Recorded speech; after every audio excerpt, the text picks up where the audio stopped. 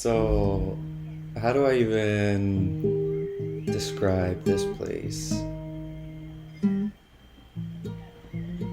It's known as the land of lakes and volcanoes. Every backpacker that I met in Central America called it one of their favorite countries they'd ever been to. It really is a special place. My trip started out, the first hostel I stayed at in Panama City, I was told to go to Ometepe. So, Ometepe is this island in the middle of Lake Nicaragua. It's just two volcanoes right next to each other, and there's a really special crowd, special kind of energy or whatever you want to call it, out on Ometepe Island. This place is unique. You get these little spots. I've seen a few of them on my travels. They just draw like a certain crowd, a certain kind of person. Different sides of people come out when they're here in places like this. Everybody's just so free. There's so much love. It's crazy. Like, I can remember even would there be a party going on, everybody's dancing, and then the music stops, and somebody has an instrument, somebody can just like sing, like improv, just like sing. And you get these like circles, everyone's just sitting in these circles playing music, jamming off each other. It's crazy, you know, there's fire spinners that do this workshop every week to teach other people how to spin fire. There's yoga classes every day, there's permaculture farms, there's this one hostel that's also a restaurant. They also do all these workshops, and they have yoga like every day, all these workshops. People will volunteer around these hostels, these different places. People stay on this island for months. Almost everybody you talk to says like they came here for a certain amount of time, but they stayed longer. And you know, you meet people that they make their own jewelry, they sell it at the markets. People really live here. People kind of get stuck. I've heard places like this referred to as black holes, and it's in a good way. It's because these places are so amazing, but they're called black holes because they suck you in, and once you're in, you can't get out. And there's a lot of people here that they just stay on Ometepe. Something's keeping them there. It's a really special place. I actually almost ditched the rest of my travels. I got offered a position to volunteer at this hostel, and I seriously considered like skipping the rest of my travels just to stay on this island. I started even thinking about how to live there. I met this guy, he was from Italy, and he just went to Ometepe, he moved there, and now he's been living there for just over a year. And it's crazy. It started going through my head as soon as I started seeing these thoughts. I'm like, okay, I gotta like get out. Still the rest of the country to see. And as amazing as it was, waking up in the middle of the jungle, hearing like howler monkeys all around me in the morning, massive bugs like these spiders, scorpions. I remember waking up every morning with a new bite somewhere on my body. I had a mosquito net. I don't know how these things were getting in, but somehow they were, and every morning I'd wake up with a new bite somewhere. It was such an experience, but you know, there's so much more to explore in this country. There's these colonial cities where it's just, they just like look historic, they look like from another country. There's like these beautiful buildings with these courtyards in the middle, so you're like inside and outside at the same time, and this is really common.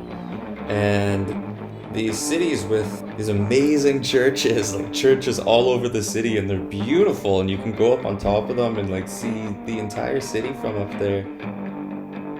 You know, there's the coastal areas, there's the Pacific coast, which is huge for surfing or just to enjoy the beach. These coastlines that seem like they go on like forever, and you can just watch the sunset into them, like right over the west coast, just watch the sunset. Or there's over on the Caribbean side, it's a completely different part of the country, different culture, different languages. It's like different places existing in the same country. Go into the north and there's mountains and like cigar country, like the cigar lounges all over the place playing 80s music, and there's like these huge farming communities. You see people like, they look like Western like cowboys in like the middle of Nicaragua. It's interesting. But yeah, big farming areas, big coastal areas, crazy jungles. You have to get hired guides to get through these jungles. They can be so dense, so much wildlife. It's crazy. And of course, there's many volcanoes. You can be standing in a city and looking around, you just see volcanoes all around the city. Almost everywhere I went, I could see a volcano in the distance somewhere. And now there's like lakes in the craters of these older volcanoes, and there's newer volcanoes. There's some that are really young and very active. There's one of the youngest ones, actually. It's super active, and people just ride boards down it. It's almost like sledding, but they're going down the side of this volcano.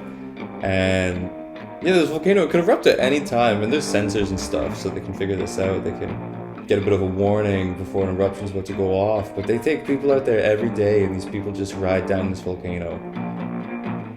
It's crazy, the things that are going on here. There's this massive treehouse party in the middle of the jungle. It's like you have to take a hour bus ride or something like that just to get out there. And then it's people from all over the world, and they just got these 2 different stages. And this one stage, it was this woman, she was getting so into the music, everybody was so feeling it, so happy. You'd look around, everybody's just smiling. And people just dance for hours. And there's other smaller parties, there's full moon parties, there's all this stuff. There's so much going on here.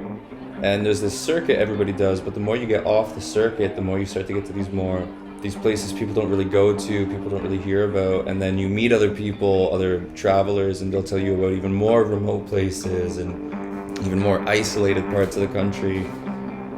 It just starts opening up. The more you get out and explore this, it just starts opening up. And it's a really unique feeling to be here. You really see a different lifestyle. And it's not always easy. It can actually be pretty heavy sometimes. Nicaragua statistically is ranked as the second poorest country in Central America. The first would be Cuba, and then Nicaragua comes right after that. And you can see it. A lot of people really struggle. There used to be a lot of tourism, but there was some rough years for the country, and then of course COVID hit and tourism really collapsed. It left a lot of people unemployed.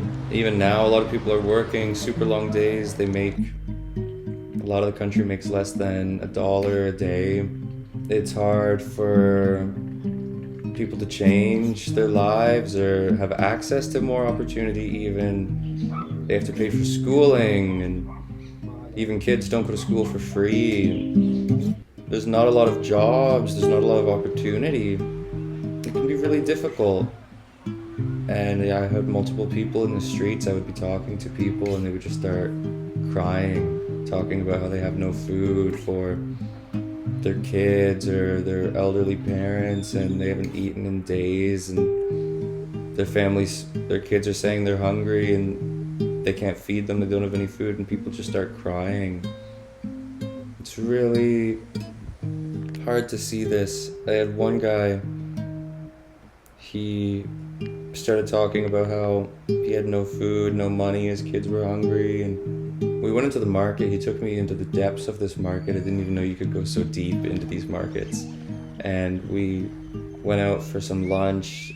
This was crazy. This restaurant that we went to, it's wouldn't even be recognizable as a restaurant for someone who wasn't used to these kinds of markets. And it was just I remember there was this pipe coming out of the wall, and there was water coming out of it, and who knows where this water is even coming from. This was underground, it looked like somewhere you'd go for an underground rave or party or something. But it was this market and this restaurant, and the food was amazing. This was seriously some of the best food I had the entire trip. This was insanely good. It was just this family, the grandmother made the soup that we were eating, and there was all this other stuff they were cooking, and it was really amazing. But then this guy, we got some groceries for his family, and he was getting emotional over something like toothpaste. He had no toothpaste, no soap.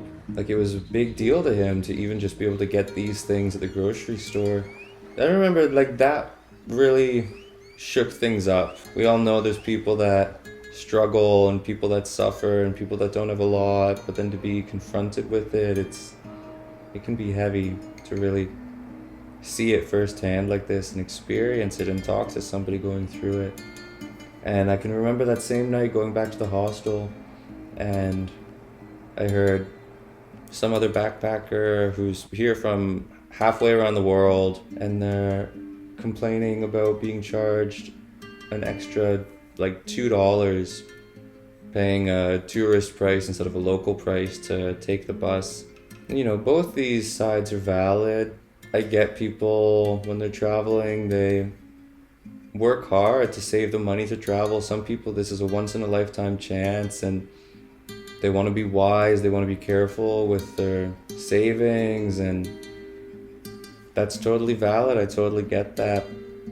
But to see somebody getting emotional over basic groceries because they don't have soap and they don't have food and they can't feed their kids, and then hearing somebody from halfway around the planet going off about $2, it's just weird.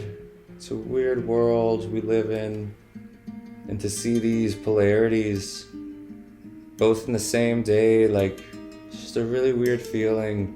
Really, like, I'll never again take for granted the opportunities I have access to, everything I've inherited just from where I was born. But you know, the people here, it can be really heavy, especially when you think about what they've been through, even just in the past 10 years, what these people have been through as a nation is, you know, do a quick Google search and it's shocking to see the recent history of Nicaragua. But these people are so strong, so resilient.